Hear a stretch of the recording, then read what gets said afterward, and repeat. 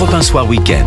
19h, 21h, Guillaume Lariche. Soyez les bienvenus si vous venez de nous rejoindre dans Europe 1 Soir Week-end, édition samedi avec moi actuellement Georges Fenech, ancien magistrat. Bonsoir Georges. Bonsoir Guillaume. Et Charlotte Dornelas, journaliste au JDD. Bonsoir Charlotte. Bonsoir, Guillaume. Et ensemble nous recevons Monseigneur Patrick Chauvet. Bonsoir Monseigneur. Bonsoir.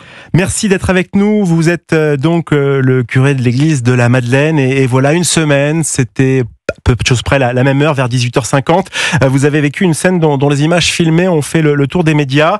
5 manifestants pro-palestiniens qui se sont introduits dans votre office pour crier dans votre église des slogans comme « Vive la Palestine ». Une scène qui a fait le tour du web, je le disais, des médias. Allez, on va réécouter ce qui s'est passé. Plus de 75 000 morts.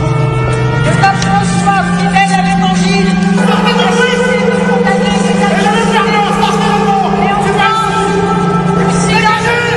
Monseigneur Chauvet, quand vous réentendez ce qui s'est passé, voilà précisément une semaine, ça vous fait mal de réentendre ça?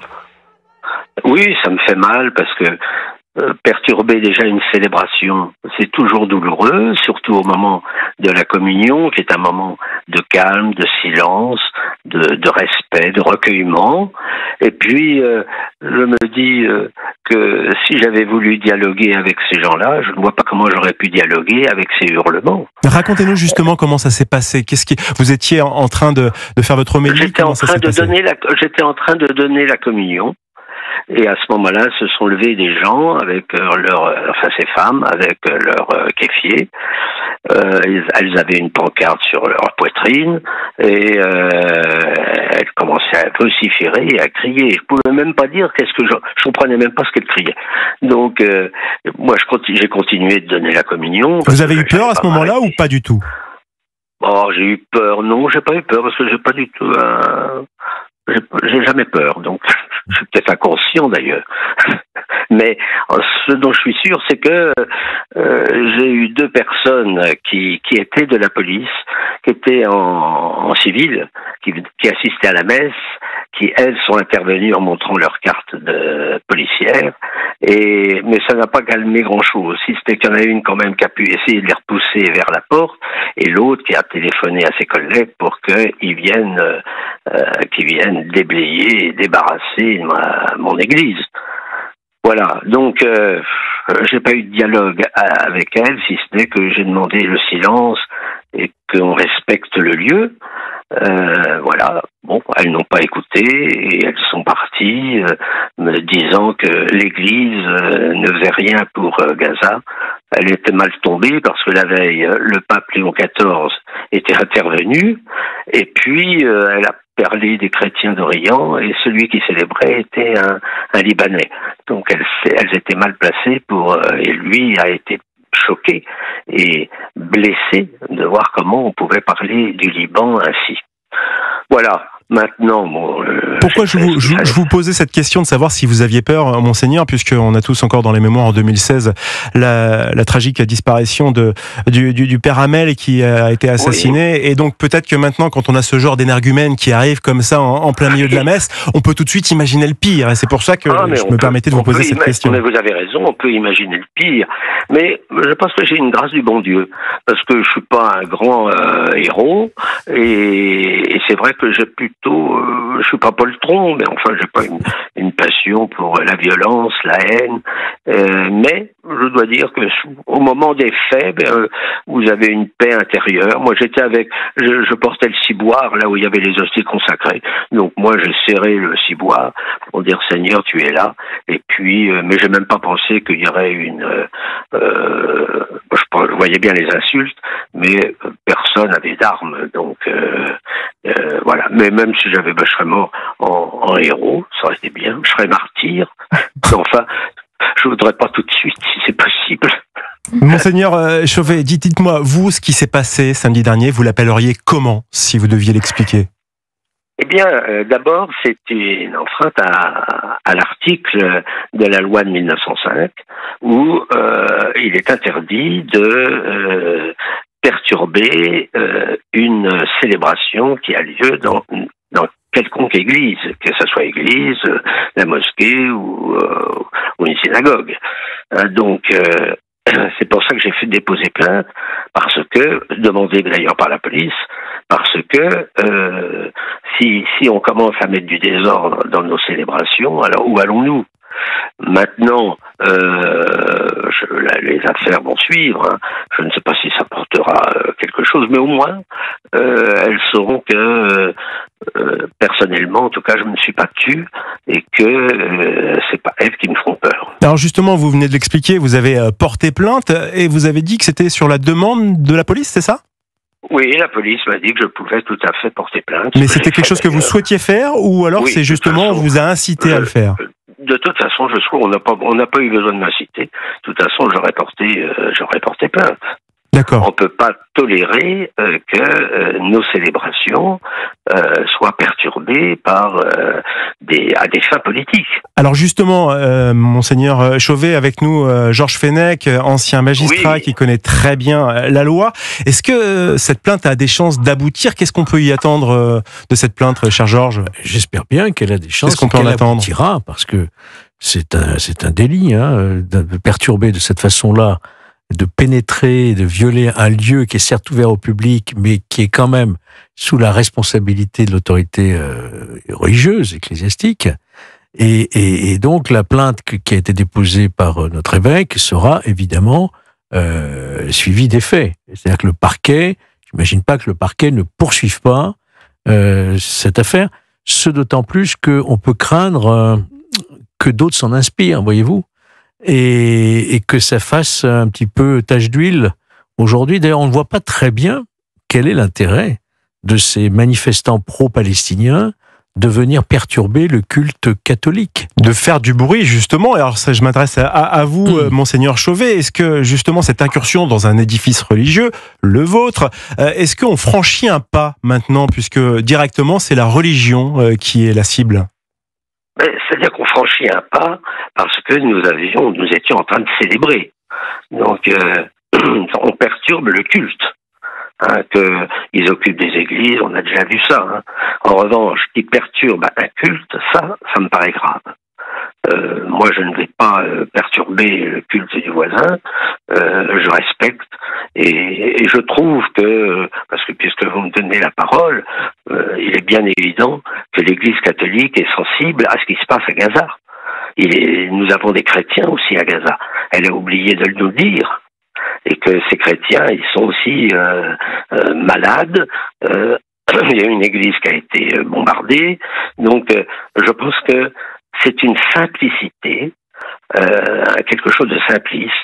Et je pense que c'est des gens, malheureusement, qui sont manipulés. Je crois qu'ils sont vraiment manipulés et qui répondent à des idéologies qui aujourd'hui perturbe un petit peu notre environnement. Monseigneur Patrick Chauvet répond ce soir aux questions d'Europe 1 Soir Week-end et nous parlons bien évidemment de cette incursion de militants pro-palestiniens qui, il y a une semaine, jour pour jour, sont venus rentrer en plein milieu d'une messe dans l'église de la Madeleine à Paris pour crier haut et fort leur slogan pro-Palestine.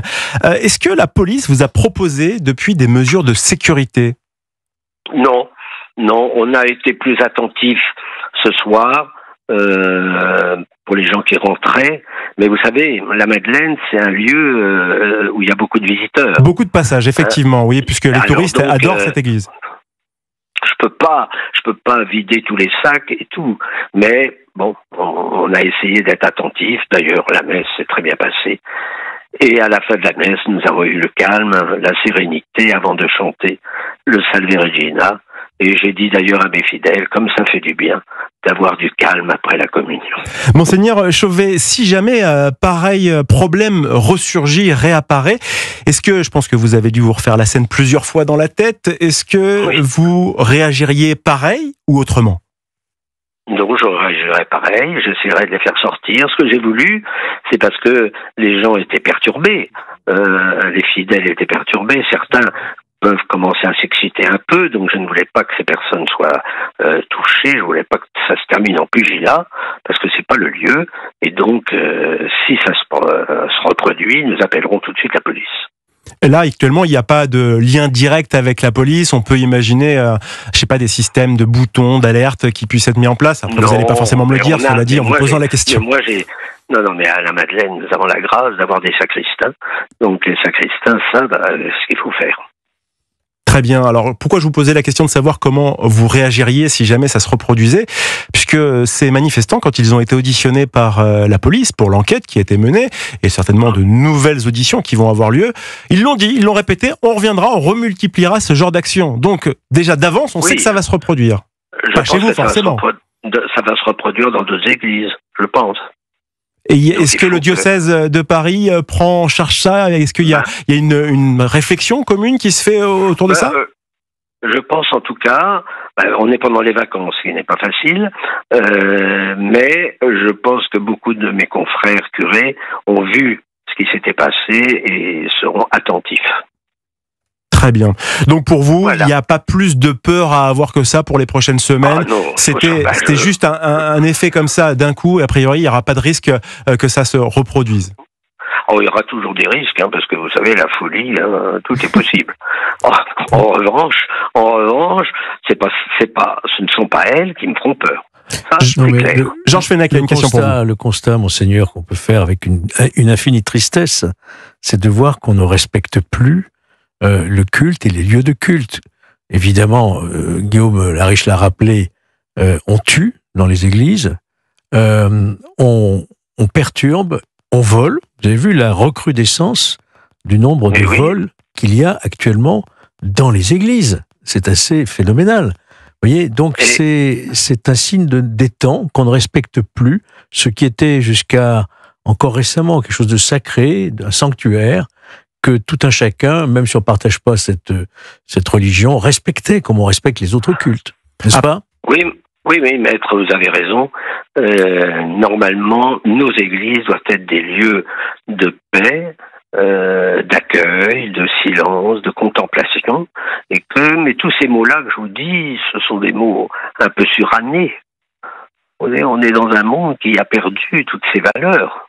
La valeur du silence, la valeur de la paix, la valeur de la contemplation. Nous, on a beaucoup de fidèles qui viennent parce qu'on a les reliques de Sainte Marie-Madeleine, et donc les gens viennent prier devant, et ils sont pas là pour entendre des cris, mais ils sont là plutôt pour entendre la parole du Seigneur. Et ça s'entend dans le silence.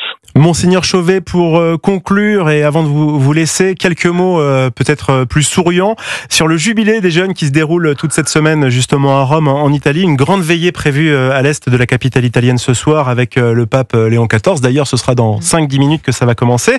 On attend 800 000 personnes. Vous devez être aux anges de voir ça. Naturellement, et j'ai même déjà regardé un petit peu l'arrivée du pape. Et quand vous voyez 800 000 personnes de jeunes et le pape qui était si heureux de traverser, parce que c'est une foule incroyable, et qui prend le temps de sourire, on lui offre des peluches, on lui offre des drapeaux, mais je dis, là au moins, on a quand même quelques signes d'espérance. Merci beaucoup, Monseigneur. Je suis heureux pour le pape. Merci beaucoup, Monseigneur Patrick Chauvet, d'avoir répondu aux questions d'Europe 1. Oui, je vous en prie. Merci beaucoup. Merci. C'est le téléphone, il y a toujours un petit peu de latence. Merci beaucoup, Monseigneur, d'avoir répondu aux questions d'Europe 1 sur le week-end. Très bonne soirée à vous. Georges Fenech, Charlotte Dornelas, on a senti Monseigneur Chauvet qui a eu le temps de digérer ce qui s'est passé la semaine dernière, qui a pas peur, c'est ce qu'il nous dit, il a pas peur, il a porté plainte et effectivement cette plainte, elle devrait, on l'espère, déboucher sur quelque chose, une suite, ce que vous nous disiez tout à l'heure, cher Georges. Par contre, pas de protocole pour l'instant mis en place et comme il le disait, on peut pas fouiller tous les sacs. Donc c'est un risque à prendre malheureusement, Georges, actuellement. Oui, en tout cas, on peut saluer vraiment la réaction de l'évêque Chauvet, puisque d'abord, il a de l'humour, il prend une certaine distance, mais en même temps, il est ferme sur le respect que l'on doit à ce lieu de culte. Voilà. Donc, je ne doute pas qu'effectivement la poursuite aboutira, puisque nous avons tous vu ces images vidéo et les auteurs sont identifiés, n'est-ce pas, identifiables. Et donc, il faut aller jusqu'au bout. C'est pas un esprit qui ne caractérise pas d'ailleurs le monde ecclésiastique et la religion catholique. C'est pas un esprit de vengeance. C'est pas un esprit de revanche. C'est simplement rappeler ce qu'est la loi, rappeler ce qu'est un lieu de culte, rappeler qu'on ne doit pas perturber un lieu de culte. Je pense que c'est dans cet esprit que cette plainte a été déposée, pour que ça puisse dissuader d'éventuelles candidat justement à ce genre de... Parce qu'en fait, le but qui est recherché, c'est effectivement de provoquer et de faire parler d'eux. Mais ça n'est pas... je dirais que c'est plutôt contre-productif, cette façon d'agir. Charlotte Dornelas, si jamais cette même action, cet happening, comme diraient certains, s'était produit dans un lieu de culte différent, qui ne soit pas catholique, comment ça se serait passé, à votre avis, de la part des communautés ? Est-ce qu'il y aurait eu beaucoup plus d'éclat, de réponses ? Parce que là, effectivement, tout le monde a été surpris, étonné, mais somme toute, encore une fois, les catholiques acceptent, endurent. Alors, accepte non. Endure, oui, et en effet n'appelle pas à la vengeance. C'est pas tellement une habitude, on va dire, ni dans les enseignements ni dans la pratique de l'Église et de ses autorités. Et c'est tout à son honneur, en l'occurrence, de ne pas appeler à la vengeance. Mais quand je dis accepte non, c'est que là, en l'occurrence, Monseigneur Chauvet a porté plainte et qu'il réclame donc justice. C'est une manière, et Georges l'a dit, c'est une manière d'expliquer et de passer par la justice pour passer le message que c'est hors de question de tolérer ça dans une Église. Et en plus, et j'insiste là-dessus, les militantes, en l'occurrence, c'était des femmes d'un certain âge qui ont sciemment attendu le moment de la communion, donc elles savaient exactement ce qu'elles faisaient. Et la communion, pour information pour les catholiques pratiquants qui sont à la messe, c'est le moment où ils vont recevoir Dieu lui-même. C'est le mystère de la présence réelle. Donc elles savent pertinemment, probablement parce que le catholicisme est la religion de leur enfance, de leur père, de leurs grands-parents, et que elles ont un réflexe. Et alors là, c'est bien générationnel. À cette génération-là, le réflexe, c'est d'accuser l'Église de tous les maux, est responsable de tous les horreurs, machin. En plus, ce sont des femmes, donc elles vont nous expliquer que l'Église est responsable de tous leurs malheurs.